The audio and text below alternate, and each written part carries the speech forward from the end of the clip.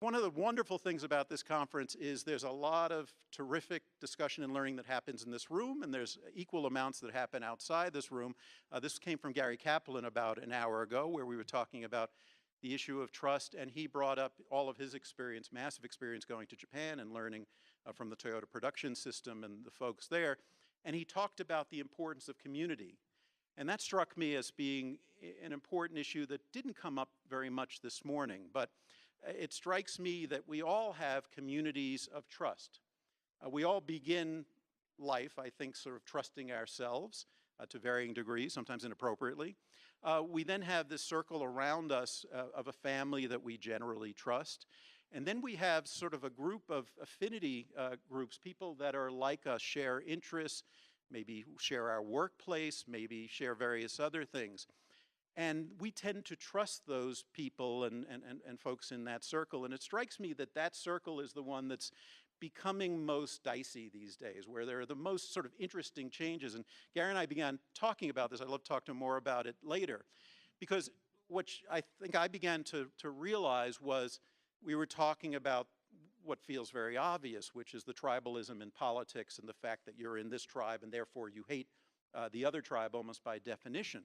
But in many ways, the tribalism is a positive community building aspect too, because the tribe that you're in, you trust those people. What we've done is divided ourselves in tribes, and we trust information and the people in that tribe. The problem is there's another tribe, and the walls between them become very hardened. But I think that is part of the subtext of what we're hearing. So in the old days, you know, what were those affinity group tribes? The sort of the bowling league, obviously the metaphor has been written about, and I think quite important. There used to be community-based tribes, might be religious-based groups, volunteer groups, bowling leagues, that we participated in, and they probably cut across political lines.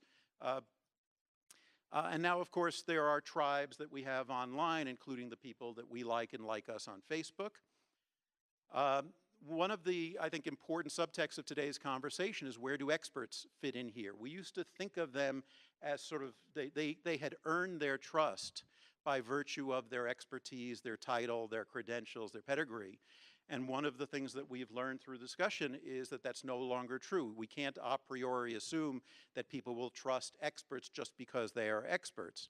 And now, probably the most interesting and complex piece of all this is the emergence of political tribalism, where people tend to trust people within their way of thinking, and that bleeds into the way, I thought, as I kind of thought about Adam's talk, the way you think about your politics and the tribe you're in politically also bleeds into the way you think about other issues, including science and healthcare. And what it made me think about is the sort of concept of otherness, and Gary and I talked about this briefly as well, which is we tend to trust people that are like us, and that might be they look like us, they speak like us, they're from our country, they're from our religion, they're from whatever, and that is being trumped, by politics being sort of the main defining group of with us or against us. And of course, as we become more and more of a diverse society, there are more people who are other, and the opportunity, I think Clarence's comment and question about sort of coded racial otherness is very important, because that obviously is another subtext here, where people who look different are put in this other category and therefore fall outside that trusted circle. So what are the strategies that we can use to deal with the trust gap? And those are some of the things that have come up this morning. I like the idea, and I think it's quite a powerful idea, moving from perfection and the idea that I have to demonstrate that I'm perfect and I know everything and I'm on a pedestal, to this notion of authenticity and vulnerability. Saying that I don't know, saying that I got it wrong is an incredibly powerful comment. I forgot who brought it up this morning, but the idea that I've got to go and look something up, not being a failing, but actually a strength, incredibly powerful. Transparency as a strategy is also an incredibly powerful strategy, saying I don't have anything to hide. Of course, you need trust in order to get away with transparency, because if you don't have antecedent trust, people will assume you're being selectively transparent, and sometimes people are.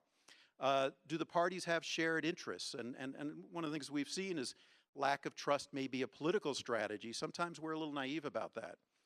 And I think somebody brought up the point about reciprocity and mutual respect. Willing to treat, each party has to treat each other with respect.